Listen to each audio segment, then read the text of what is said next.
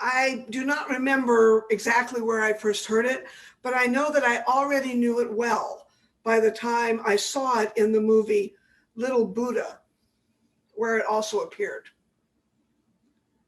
As the story goes, before the Buddha became the enlightened one, he tried many paths to get there. And having been born to a wealthy aristocratic family, one of the things he tried was to follow the way of the ascetics. He took on a very severe lifestyle of abstinence from all things that brought pleasure, eating and drinking almost nothing, and living only on what he would receive from begging. After some years of living like this, he was close to dying. He was starving to death, and he was becoming sick and somewhat delirious. And he would have died, except that he saw a man tuning a lute. And when the man began to play, the Buddha had a revelation. If the string is too loose, it will not play. And if it is too tight, it snaps.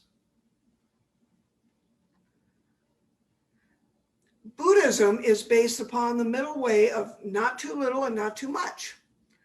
And there is so much wisdom in that. It is the essential teaching also of Taoism, which is no surprise because it is also the essential teaching of nature.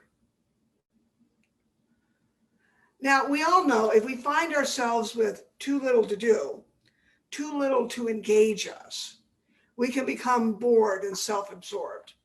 And this leads to badness. Idle hands are the devil's workshop, they used to say. And this may sound silly to us now, but just think of the last time you left your child or pet alone with too much time and too little to do. The results are often less than desirable. This is our brain protecting itself because boredom is awfully bad for it. Animal care professionals in zoos understand that animals must be given adequate stimulation, or else literally many animals will just sicken and die. Babies and children that are provided too little stimulation fail to develop properly. Solitary confinement is often used as a form of punishment for incarcerated people. And if it is continued for too long, it is considered a form of psychological torture. If the string is too loose, it will not play. Now, many years ago, I was working at a job for 60 hours a week and going to school at night as well. And plus, I was going through some extremely significant life changes. I was in the process of coming out as a lesbian.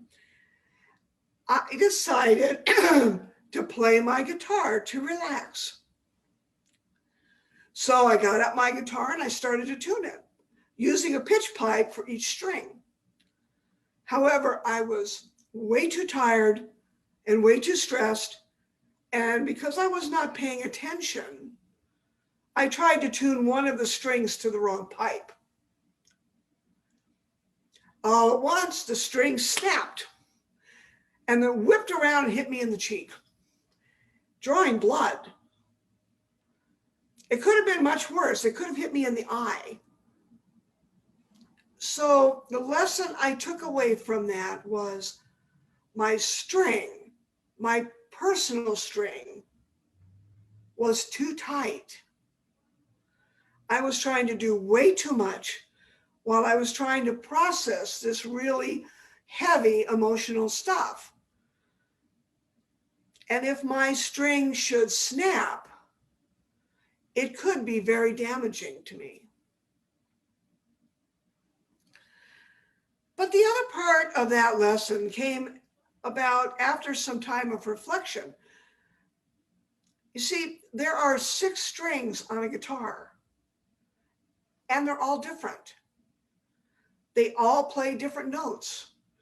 They all vibrate at a different frequency. And they're all meant to. They are designed to. And they all have their own job to do on the guitar. Now, I suppose an instrument with 6 strings all exactly the same is possible, but it wouldn't be a guitar. The joy of a guitar is in the differences in the strings, all working in harmony. Now think of a symphony orchestra and all the different instruments and all the strings, all different, each tuned to their own frequency. Together, they can create the most beautiful music. But there is another kind of string. Well, maybe I guess more of a strand. You see, no matter where you are, no matter who you are, or where you are watching me from, you are in relationship with me. The very fact that you are listening to me right now means that you and I have a relationship.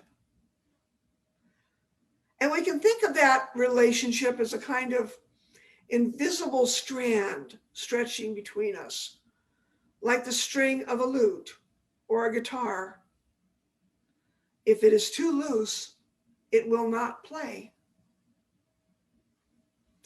If I was just sitting here on Zoom and not doing or saying anything, you'd probably get bored and go do something else. But I am talking and you are listening. And I am trying to make what I'm saying interesting. So you are engaged, hopefully. I have turned the peg on the guitar a bit. Hopefully you are thinking, now where is she going with this guitar metaphor? I have increased the tension just a little bit, and the string is now playing. I could turn it a bit more. I could talk about something that you specifically are interested in. And that would tighten it just a little bit more. I could talk about something controversial, and that would tighten it a little more. I could challenge you. I could say something that you do not agree with, and that tightens it even more. And I could say something that really makes you mad. So mad, so very mad that you want to tell me so later. You're going to really give me a piece of your mind. Now I've really tightened that string. But just like that string on my guitar, I can only do that so much. And if you get angry enough at me, you might say, that's it. I'm not listening to this nonsense any longer, and just turn off Zoom or Facebook or whatever you're watching me on. The string would have snapped.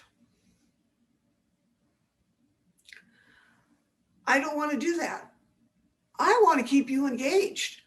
I want to keep this conversation going, keep the relationship playing, hopefully contributing to the great symphony of relationships in the world.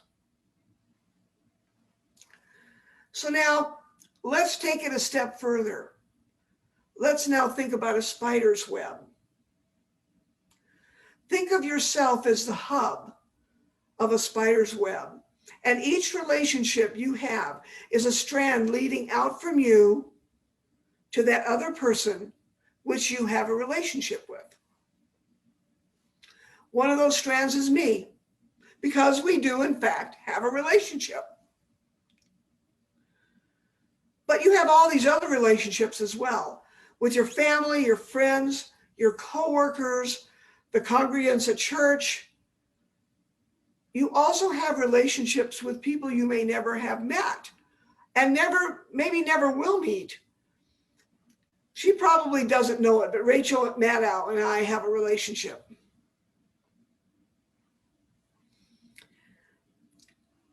We have some relationship strands with people we will never meet. For example, think of any TV show you really like. You watch every episode. Those folks are part of your life, and you are a part of theirs. You help pay their bills. And most of them, I'm sure, appreciate that. Now think again about that spider's web. The strands do not just go out from the hub to some other point. There are also strands connecting the strands. There are relationships connecting the relationships. So members of the congregation have a relationship with each other, whether they meet each other or not. Your relationship with the rest of the congregation means that you also have a relationship with all of the members. That's why you choose one church over another, because you are choosing that relationship. And I'm in a relationship with all the people who like Rachel Maddow. Don't believe me? Just say her name in a public place and watch how many people look up. But in this metaphor, the relationship is neither positive nor negative. The only thing that matters is the emotional engagement, the tension of the string. An adversarial relationship is a relationship too. And often that relationship is of the wound very tight kind. In these days of online communication, we have developed something called cancel culture. Now, back in the old days, people would be exiled or banished from their home or their communities. And often people would die from this.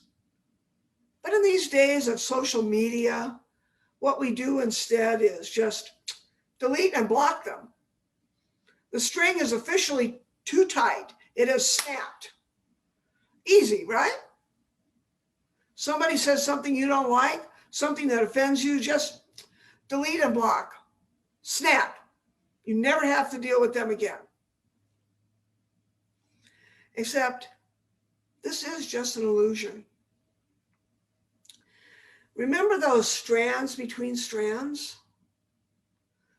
They are still in a relationship with someone that you are in a relationship with, whether you know it or not, whether you like it or not. It does not really go away. So let's say you're a sports fan and you really like the Patriots. Because of those strands between strands, you're in a relationship with all of the other Patriot fans.